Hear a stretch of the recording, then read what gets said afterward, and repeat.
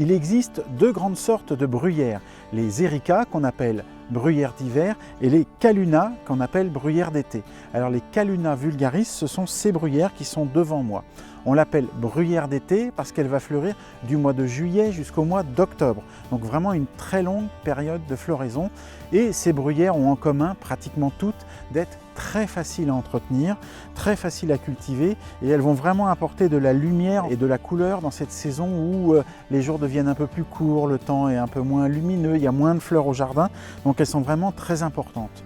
On peut les utiliser aussi bien en pleine terre, dans des massifs, en bordure, que dans des pots, des bacs, des jardinières. Donc c'est vraiment des plantes faciles à utiliser.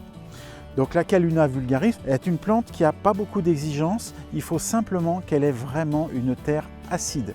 Donc cette fameuse terre de bruyère.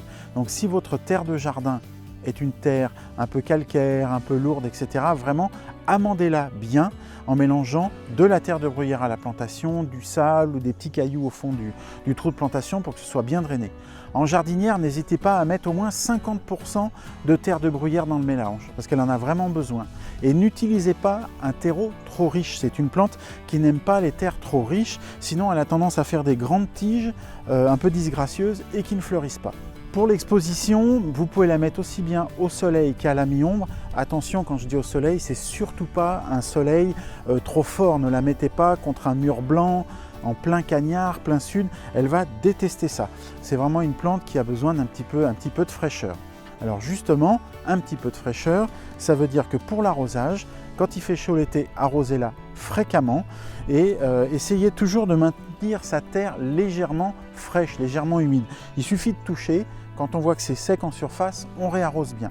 Une fois que la floraison est terminée, c'est-à-dire vers le mois d'octobre à peu près, vous allez voir ces jolies petites fleurs en épi qui vont devenir marron. Vous mettez un petit coup de cisaille ou de sécateur, histoire de la garder plutôt compacte. Alors on ne taille jamais, un peu comme les lavandes, hein, jamais sur le vieux bois, sinon ça repart très mal, mais vous lui redonnez une jolie forme, un peu arrondie comme vous voulez, et c'est le seul entretien qui est à faire. Et cette année, notre coup de cœur, c'est vraiment ces bruyères, ces variétés avec des feuillages très étonnants. Là, il y a un mélange, celui-ci qui est orangé, celui-là qui tire sur le jaune et celui-là qui est gris. Ça donne des contrastes, je trouve, très intéressants et très décoratifs. Ce qui fait que même quand la floraison sera terminée, elle restera encore belle et décorative. Et ce que je trouve intéressant dans ces nouvelles teintes, c'est que ça nous sort un petit peu de la bruyère classique toute rose. Et vraiment, quand elle a des fleurs blanches, par exemple, sur ce feuillage jaune, ça crée des nouveaux tons, des contrastes intéressants et ça donne encore plus d'idées pour les utiliser dans le jardin ou sur le balcon.